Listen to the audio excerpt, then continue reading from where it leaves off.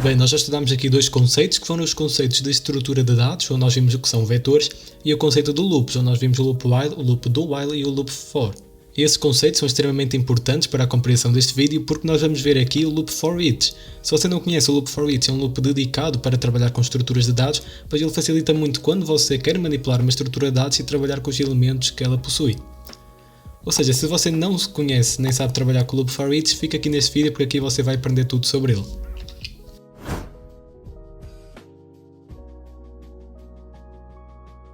Bem, mas se você gosta deste conteúdo, confira aí em baixo o meu curso de programação C# completo, um curso desde os fundamentos da computação e informática até ao mais avançado, onde você vai estudar os fundamentos de C# do absoluto zero até ver programação orientada a objetos, sistemas de arquivo, sistema operativo, imensas coisas, onde você ainda também vai desenvolver aplicações com o .NET e estudar diversos assuntos também no .NET, ou seja, se você gosta deste conteúdo e quer aprender mais, confira aí em baixo o primeiro link colocado na descrição.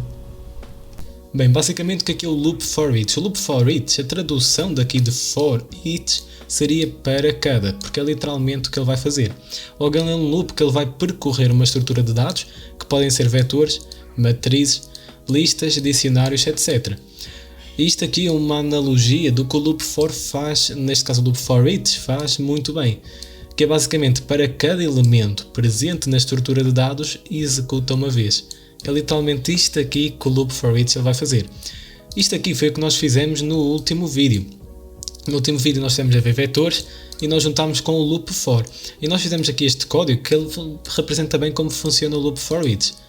Neste aqui meu código eu tenho aqui um vetor com 3 elementos e tenho aqui um loop for each que vai de 0 até ao comprimento máximo do meu vetor, adicionando mais um.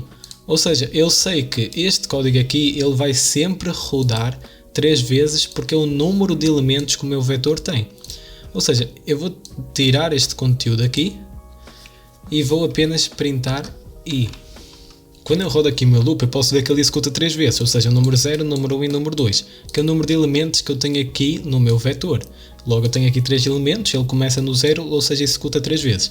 Se eu tivesse, por exemplo, mais um elemento aqui no meu vetor, ele então repetiria o meu código mais uma vez, porque ele vai estar sempre a rodar o número de vezes de acordo com os elementos que tem. Agora posso ver que rodou 1, 2, 3, 4 vezes, começando no 0 até o 3. Ou seja, o número de vezes aqui que o meu loop vai rodar é o número de elementos que o meu vetor tem. E isto aqui é a analogia perfeita ao loop for each, ou seja, vou fazer exatamente este mesmo código, só com o loop for each. Vou escrever aqui for each, ele já cria aqui o loop. E basicamente o que é que eu posso definir aqui? Bem, a primeira coisa que eu vou definir aqui é um int, ou seja, int. Eu vou chamar de item, que é o que já estava, na coleção. E vou tirar aqui coleção e vou colocar vetor 1. Ou seja, que é aqui o meu vetor. Ou seja, para cada elemento eu tenho aqui um valor inteiro dentro do meu vetor. Ou seja, isto é basicamente assim como o meu loop ele funciona. Eu vou fazer aqui um exemplo e vou mostrar aqui, vou dar aqui um console. Aqui vou mostrar olá mundo. E eu posso ver que quando eu rodo aqui o meu código, posso ver que ele mostra exatamente 4 vezes. Ou seja, mostrou 1, 2, 3, 4. Se eu tirar, por exemplo, um elemento e deixar apenas 3 elementos, eu posso ver que desta vez ele mostrou apenas 3 vezes, ou seja, 1, 2, 3, ou seja, funciona exatamente o que nós tínhamos anteriormente. Ou seja, o número de elementos que o meu vetor tem é o número de vezes que ele vai rodar. Isso porquê? Porque eu estou a dizer aqui que para cada item no meu vetor executa uma vez. E nós já vamos utilizar também esta variável item. Mas basicamente é isto aqui que tinha aqui escrito, ou seja, para cada elemento no meu vetor executa uma vez. O for ele também pode fazer isso, só que no for você tem outros objetivos. Você pode então trabalhar com o length do vetor e fazer o mesmo conceito, só que é muito mais simples trabalhar com o for each. Ou seja, para cada elemento in vetor executa uma vez. Daí que nós temos também esta variável item. Este item representa tudo o que está aqui dentro. Ou seja, cada vez que o meu loop rodar, a primeira vez que o meu loop rodar, este item vai ser 100. A segunda vez que o meu loop rodar, este item vai ser 50. E a terceira vez que o meu loop rodar vai ser 75. E como não há um valor a seguir, ou seja, não há outro valor a mais no meu vetor, ele então vai parar o loop. Por isso é que ele executa apenas a quantidade de vezes, neste caso de acordo com os elementos que tem no meu vetor 1. Ou seja, vamos supor que em vez de eu mostrar olá mundo, eu mostro aqui item, que é o valor que eu tenho aqui, pode ser qualquer número. Eu posso ver que ao fazer isto ele mostra 100, 50, 75. Ou seja, mostrou-me todos os valores que eu tenho aqui dentro. Vou, por exemplo, adicionar aqui mais um valor, como por exemplo 25, e vou rodar exatamente o mesmo código. Eu posso ver que ele mostra 100, 50, 75, 25.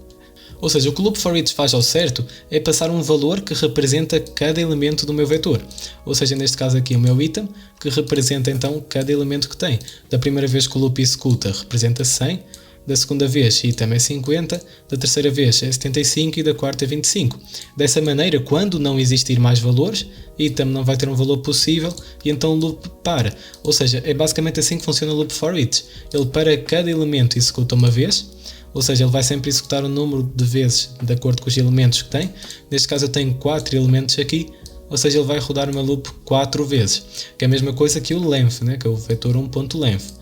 E você também tem este item aqui, quem coordena o loop, porque você viu no vídeo de loops que existe algo que são as características do loop, como incremento, teste lógico, inicialização, que aqui não tem propriamente. A inicialização seria o valor, então neste caso de elementos que o vetor 1 tem, o valor mínimo que é 0, até o valor máximo, que seria o incremento cada vez que ele executa. Ou seja, seria um processo mais complexo, mas basicamente este item aqui ele vai sempre representar cada elemento do meu vetor, e quando acabar a quantidade de elementos, então ele não vai ter mais nada para ser, não vai ter mais nenhum valor possível e o meu loop ele vai parar.